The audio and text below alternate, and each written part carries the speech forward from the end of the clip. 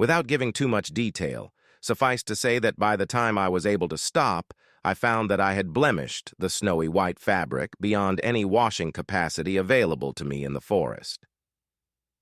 This was one of the few moments I cursed my luck and caved to the despair of my situation. Speaking of birthdays, I missed my brothers. I missed the birthdays of my two young cousins, pretty much sisters to me, who were told some lie to keep them from worrying. I missed Mother's Day. I missed lots of uneventful days, idle time with family and friends stolen to never get back. I missed school. One of the most dreadful aspects of kidnapping is that you never know when it will be over. My optimistic brain always thought it was on the verge of ending. Our minds are wired that way. I remember thinking during the first weeks that my classmates would never believe my story once I went back to school after the holiday period was over. It never even crossed my mind that I would miss start of classes by end of January. When I eventually made it back to school, it was August. This delusion of always expecting a near outcome also helped me greatly. If I had been told from the start this would take months, I would not have survived as easily. Remembering this also helps me keep perspective. Just as I can't relate with people who experience closed isolation, I cannot start to fathom what it must be like for all those who have lasted decades in captivity. In Colombia, today still, hundreds of cops and military personnel remain kidnapped, taken since those days decades ago. They've seen their years come and go, away from their families, separated from their kids who are now grown men and women, and only remember them through faint images. Time is the most precious resource, and as ever, forward-moving beings, we can never get it back. To have it taken away, and in such cruel, violent manner, even for a minute, is a nefarious atrocity. I mentioned, we had to move hastily and longer than usual when we brushed with military forces. It wasn't often, around once a month. It was scary, though, because for all practical purposes, my roommate and I were just two more of them. We all walked together in a closed pocket, dressed alike. The only difference for someone looking close enough was that the two of us were unarmed. I am sure we didn't even look uneasy after a while during our regular walks. So when we had to shuffle, we always feared to be mistaken for an illegal group as a whole and being engaged with accordingly. Once it came close. I was bathing on a small pond when all of the sudden we heard a helicopter come out of nowhere. Our group scattered frantically to get cover under some big rocks, and within seconds the aircraft was easily seen above us. They circled, hovered as in scanning of the area, and fired a small burst of shots. Hearing the bullets piercing the water surface and seeing the fine ripples on the water made me tremble. If seen, there was no way for any soldier to know I was not one of them, so I was forced, just as much as anyone else, to remain concealed. When nothing moved after the shots, the helicopter flew off. We gathered our stuff quickly, picked up camp, and left. On that note, I'll add that these guys were good. If you visited our campsites 5 minutes after we were gone, you would never have imagined any human had touched this nature in ages. Clearly, decades of wilderness life had left their toll on these people. The first Colombian guerrillas were formed and took to the mountains around the 60s.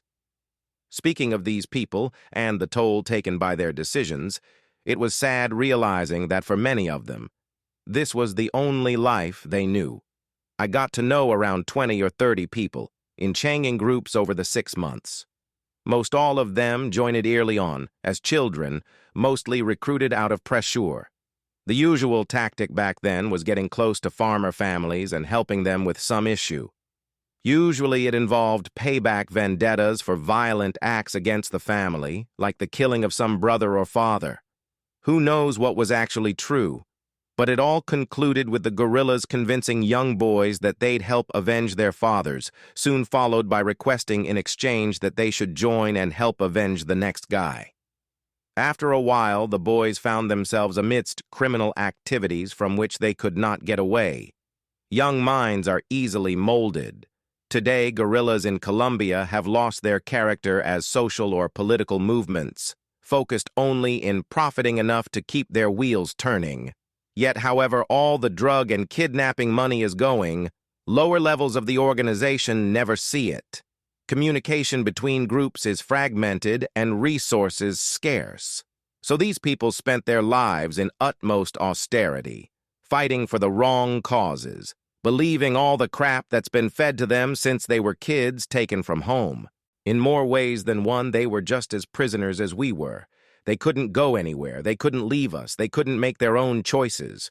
Always following some third-hand instructions, always subject to the whims of unknown faces, always prisoners of their own circumstances. This is not escaping them from their criminal acts and responsibilities, but at least during all this time, in my mind I had a different view of the world to go back to.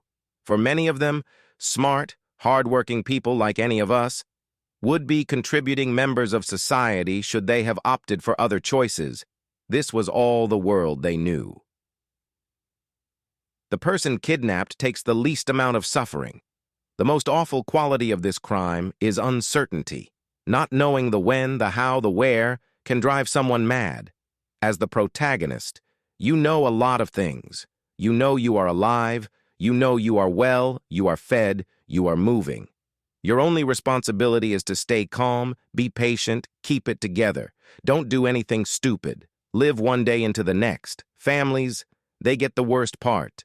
They feel the responsibility, the urge to take action, do something. The outcome is in their hands. Plus, they know nothing beyond whatever the captors decide to share. I spoke with my family twice during the whole period through a two-way radio. Then once I answered some questions in written for survival proof. Other than that, blank. Thinking on how my mother would be worrying was a tough shadow that followed me everywhere. Besides, these people were decent to me as far as interaction goes. No need to be overly rude or aggressive if we are supposed to coexist, if not happily. They understood this and opted for keeping us calm. They were professionals after all. But in their interaction with my family for the very same reasons, they were hostile, aggressive, threatening. It was part of their communication tactic to get their way. So, the people outside have the worst part.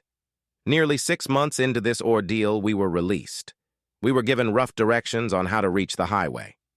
We walked away warily, nervous, but with every step, our confidence grew. A few minutes in, we were running, laughing. The plan was to reach the highway and get a lift into whichever next town. There was no one supposed to meet us or expect us. You would think we would rush out of the forest as fast as our feet could take us, but it was not quite so.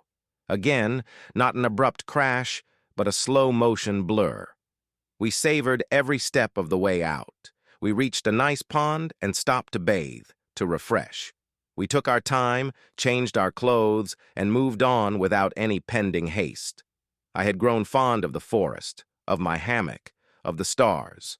Not that I didn't want to leave, but it was a process, one that warranted its due respect. We eventually found the road, and after a short while, a car found us. That had apparently been looking for us. Even though we were told otherwise, our families were in fact told to expect us and instructed to send a car. We arrived into town by nightfall, where we finally met our families on a park.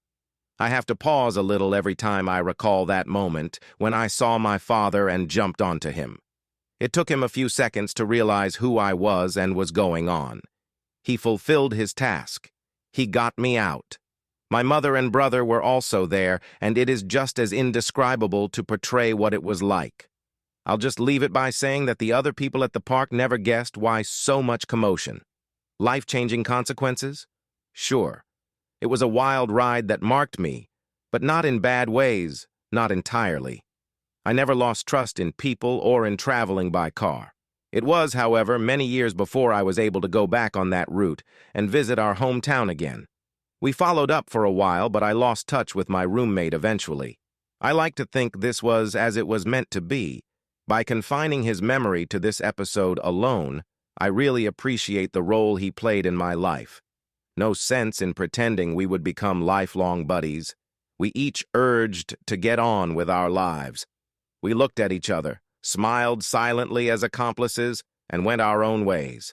I appreciate time, I appreciate nature, I appreciate the never-ending company of my mind. I sometimes long for hammocks under starry nights. Then I remember the downpours, and I appreciate where I've come. I appreciate family, having people care for you, someone to come home to. I love my country. Don't hold anything against it. Sometimes bad people get the upper hand, but sometimes they don't. It is different now. Colombia has regained much of its sovereignty, yet it is still ironing out some issues. I despise crime. I despise hurtful actions. I am politically harsh in my views as to how this conflict has evolved and how it affects everyone.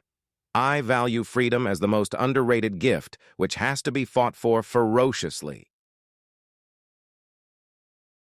Like, comment, and subscribe.